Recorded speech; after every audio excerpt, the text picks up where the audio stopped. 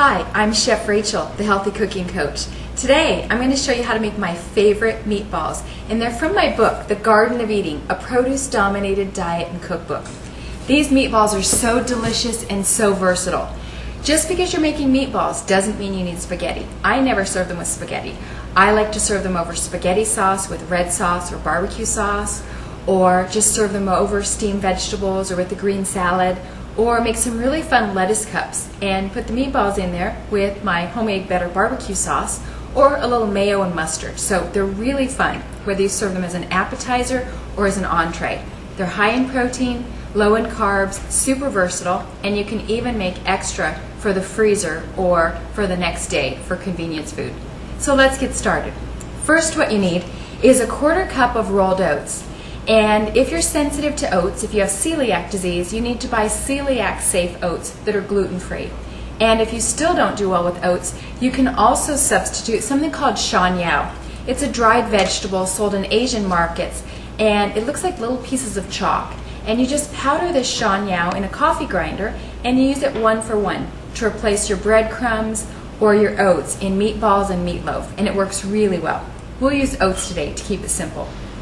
So what I have here is I have a 1/4 cup of rolled oats and a 1/4 cup of milk. It could be goat milk, cow's milk, coconut milk, or even almond milk. If you don't have any of those, substitute chicken broth, vegetable broth, or beef broth.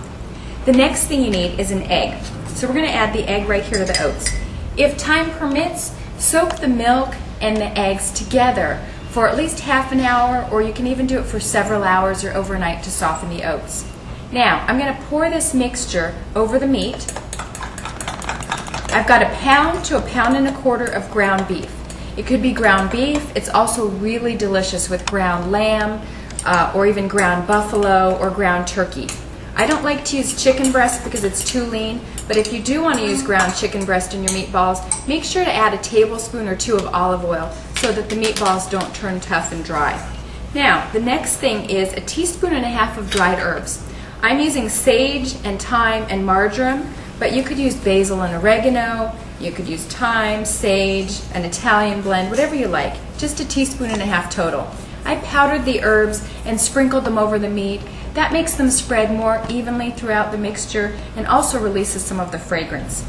1/2 teaspoon of ground cumin, 1/4 teaspoon of ground black pepper or red pepper.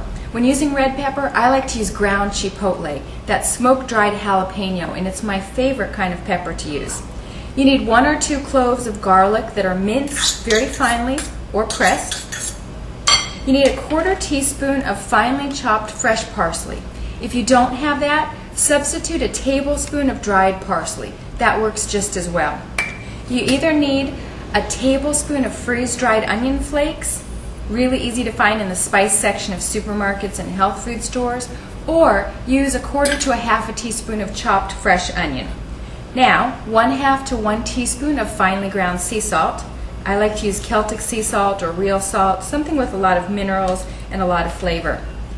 Now, for the last ingredient, what you need is, nope, everything's in there. All right, we have all of the ingredients in with the meat. Now we're ready to mix and shape the meatballs. I like to start with a fork and then use my fingers. If you have long fingernails, get some disposable gloves so that you don't get meat stuck under your fingernails. All right, now for the hand mixing.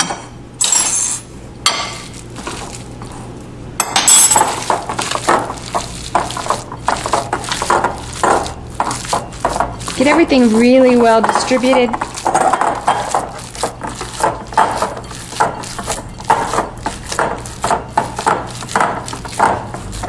Now it's time to shape the meatballs.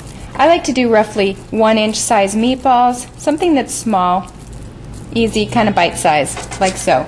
Be careful when you're mixing the meat and shaping it, not to pack it too much, otherwise you'll make the meat really tough. So you can just pick up a little bit of meat and then just loosely shape it into a ball like this and put them on a sheet. If you want to make cleanup easy, line the baking sheet with unbleached parchment paper, like so.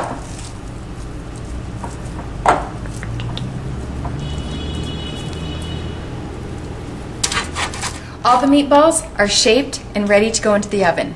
We'll put them in a 400-degree oven, and they'll take about 10 to 15 minutes. So bake them until they're the same color inside and out, and we'll check them with a knife and a fork. So pop them in the oven, set your timer, and you're good to go.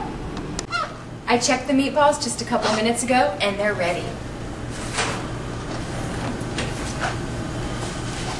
So here's a meatball I cut into just a few minutes ago, and it's the same color inside and out, so they're ready to go. Our meatballs are ready to serve. I love to serve these with my homemade Better barbecue sauce.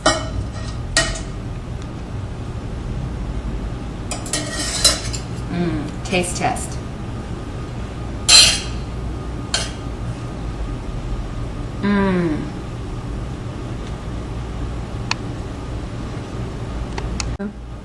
If you would like more of my recipes, you can visit my blog, thehealthycookingcoach.com, and my website, thegardenofeatingdiet.com.